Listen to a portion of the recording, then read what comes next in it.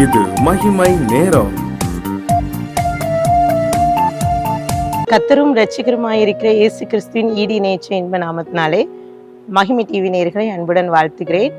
மகிமை நேர நிகழ்ச்சியின் வாயிலாக உங்களை சந்திப்பதிலே மிகுந்த மகிழ்ச்சி அடைகிறேன். நாம் தொடர்ந்து நீதிமொழிகள் காட்டும் 7 நீதியின் பாதைகள் என்ற தலைப்பின் கீழே நாம் தியானித்து வருகிறோம். இன்றைக்கும் நீதிமொழிகள் கூறும் சில காரியங்களை குறித்து பார்க்கலாம். முதலாவது, இந்த நீதிமொழிகள் அந்த புத்தகத்தை நாம் வாசித்து பார்த்தீர்கள் என்றால் அதிலே சாலமோன் ராஜா அநேக காரியங்களை நமக்கு வெளிப்படுத்தியிருக்கார். அதிலே முக்கியமாக இறைவனோடு நம் உறவு எப்படி இருக்க வேண்டும், பெற்றோர்களோடு நம் உறவு எப்படி இருக்க வேண்டும், பிள்ளைகளோடு நம்மளுடைய உறவு எப்படி இருக்க வேண்டும், அரசனோடு இல்ல அரசாங்கத்தோடு நம் உறவு எப்படி இருக்க வேண்டும், இன்னும் குழந்தைகளோடு எதிரிகளோடு நம்மளுடைய உறவு எப்படி இருக்க வேண்டும் என்று சொல்லலாம் அங்கே குறிப்பிடுகிறார். ஒரு மனிதன் வாழ்க்கைக்கு தேவையான சரியான பாதையை அல்லது வாழ்க்கை தத்துவத்தை இந்த நீதிமொழிகள் வெளிப்படுத்துகிறது. இன்றைக்கும் இரண்டாவதாக காட்டுகின்ற பாதை என்னவென்றால் சோம்பலா சுறுசுறுப்பா.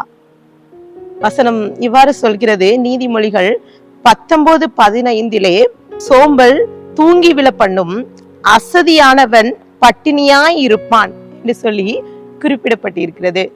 சில நேரங்கள்ல நம்ம சொல்வதுண்டுல சோம்பேறி அப்படி, காலையில இவ்வளவு நேரம் தூங்கி கொண்டிருக்கா சோம்பேறி அப்படின்னு சொல்லுவோம். ஆனா சில நேரங்கள்ல நம்மளே நம்ம சில காரியங்கள்ல சோம்பேறியாக இருந்து விடுகிறோம். சோம்பலை குறித்து நீதிமொழிகளிலே கற்றுக் கொடுக்கின்ற காரியம் அநேகம் இருக்கிறது.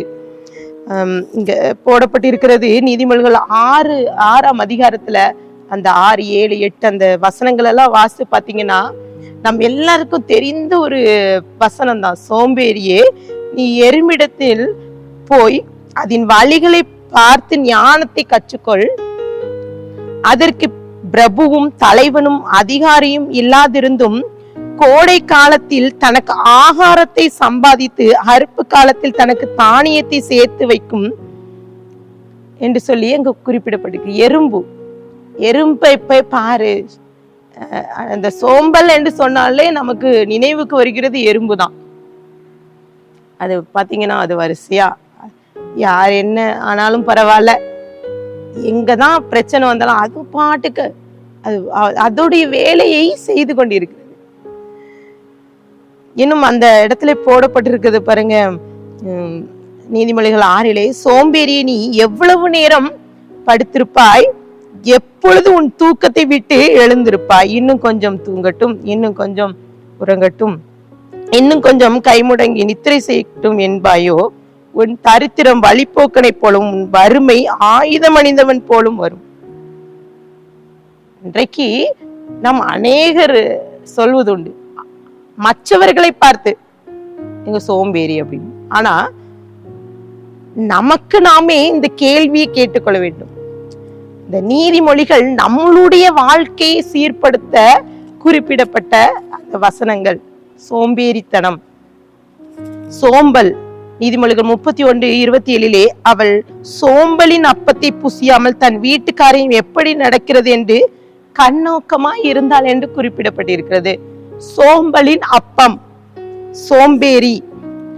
ஒருவேளை காலையில எழும்பல சமைக்கலன்னா நம்மளுடைய ஆகாரம் எப்படி இருக்கும்? முன்பு பழைய காலங்களிலே ஒருவேளை சாப்பாடு மீதமாகிவிட்டது, அதை என்ன செய்வார்கள் என்றால் அத வீட்டிற்கு வளர்த்த கோழி மாடு அதை கொடுப்பாங்க. இல்லைன்னா அதையும் தாண்டி தர்மம், அத பிச்சை எடுக்க வருவாங்க, அவங்கள்ட்ட போய் கொடுப்பாங்க. ஆனால் இப்போது இருக்கிற காலகட்டத்துல நம்ம வீட்டுல ஒரு அழகான பெட்டி இருக்குது. அதுக்கு அழகா பேர் வச்சிருக்காங்க, பிச்சைக்கார பெட்டி. எதெல்லாம் பிச்சைக்கு வேண்டான்னு போடுறோமோ அதெல்லாம் உள்ளுக்கு வச்சுட்டு சோம்பலின் அப்பம் தான், அதை சூடாக்கி நாம் சாப்பிட்டு கொண்டு இருக்கிறோம். இந்த அநேகர் அதுதான் செய்யறோம், சோம்பலின் அப்பம் அதான்.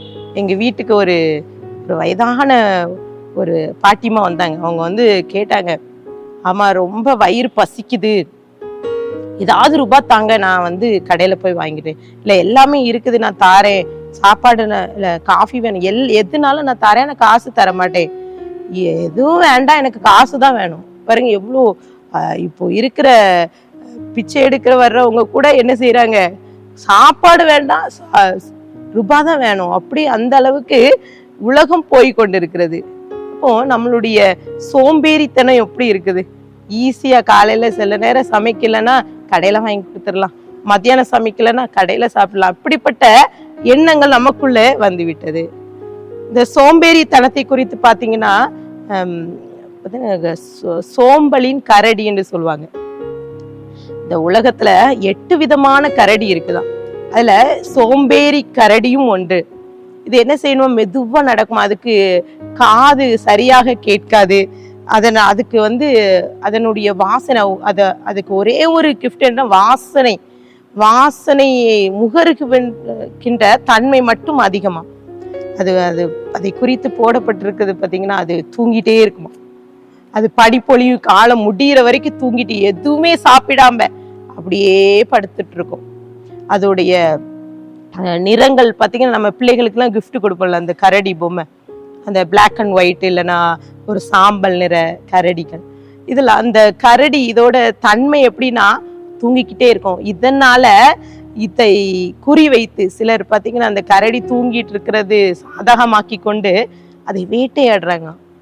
ஒரு கரடி தன்னுடைய வாழ்வாதாரம், அது சாப்பிடதை நிறுத்திவிட்டு அதோடைய அதுக்கு பேரே சோம்பல் கரடி தான். அது நடக்கிறது விதம், அது படுக்கிறது எல்லாம் பார்க்கும்போது அதை விவரிக்க முடியாது. என்ன அதே போலதான் நம்மளுடைய வாழ்க்கையில சில நேரங்களில் நம்ம சோம்பேறித்தனம் நம்மை பிடித்து விடுகிறது. சில அறிஞர்கள் சோம்பலை குறித்து சொல்கிறாங்க பாருங்க, எப்போதும் வசதியாக இருக்க விரும்புவதால் நீங்கள் சோம்பேறியாகி விடுவீர்கள். நம்ம வசதியா இருக்கணும்னு நினைச்சிட்டா நம்ம சோம்பேறி ஆகி விடுவோமா. எனும் நம் முயற்சியை தடுக்க கூடியவன் ஒருவனே, அவனே சோம்பல் ஆவான். இன்னும் ஒரு மனிதன் சொல்கிறார், சோம்பலுக்கு இடம் கொடுக்காதீர், ஒரு நாளை கொடுத்தால் அது இன்னொரு நாளையும் எடுத்துக்கொள்ளும். சோம்பல் என்பது வேலையை விட அதிக களைப்பை தருகிறது. ஏன் சோம்பல் வருது நீங்க யோசிச்சு பாருங்க.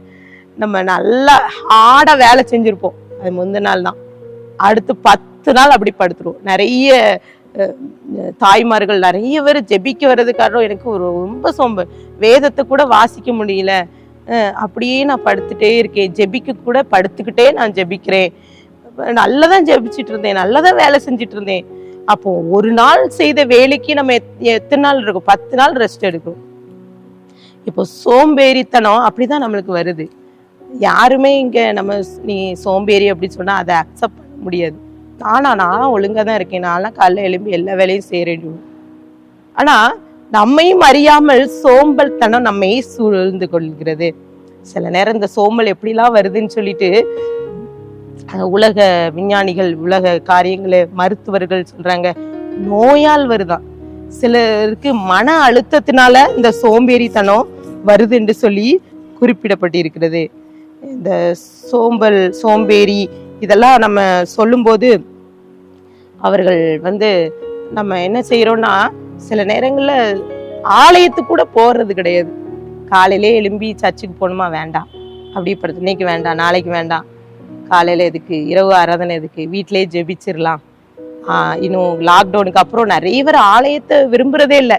ஏன்னா எல்லாமே எல்லா காரியமும் நம்மளுக்கே தெரியும், நம்மளே ஜெபிக்கலாம், கத்த நம்முடைய ஜெபத்தை கேட்பனா, நீங்களே அந்த ஆலயம் என்று சொல்லிக்கொண்டு அநேகர் சோம்பேறித்தனமாக, ஆவிக்குரிய வளர்ச்சியிலும் கூட சோம்பேறித்தனமாக இருந்து விடுகிறோம். வசனம் சொல்கிறது, நீதிமொழிகள் 26:15, சோம்பேறி தன் கையை களத்திலே வைத்து அதை தன் வாய்க்கு திரும்ப எடுக்க வருத்தப்படுகிறானா. அவ்வளோ சோம்பேறி. வேதத்திலும் அநேகரை சொல்லலாம். தாவீது சோம்பேறித்தனத்தினாலே, போர் நடந்துட்டு இருக்கு, ஆனா அங்க போகாம என்ன செய்யறானா, அவனுடைய இருக்கிற இடத்துல இருந்து பாவத்துக்கு இடம் கொடுக்குறான். இன்னும் பாத்தீங்கன்னா எலியா, அவன் தன்னுடைய வேலையை செய்யாமல் எசேபேல் சொன்ன ஒரு வார்த்தைக்காக ஓடிக்கொண்டு சூரிய செடி கீழே படுத்து நித்திரை செய்யறான். சோம்பல். அங்கே தேவதூதன் தட்டி எழுப்புற, இன்றைக்கும் கூட இந்த வார்த்தையை கேட்டுக்கொண்டிருக்கிற உங்களுக்குள்ளே இப்படிப்பட்ட காரியம் இருக்கா? சோம்பேறித்தனம். இன்றைக்கு கர்த்தர் இன்னைக்கு தட்டி எழுப்பணும். இந்த சோம்பல்ல இருந்து விடுதலை. கண்களை மூடி ஜெபிக்கலாம். அன்பின் பரலோக தகப்பனே, மை ஸ்தோத்திரிக்கிறோம். எங்களோடு பேசியிருக்கீங்க.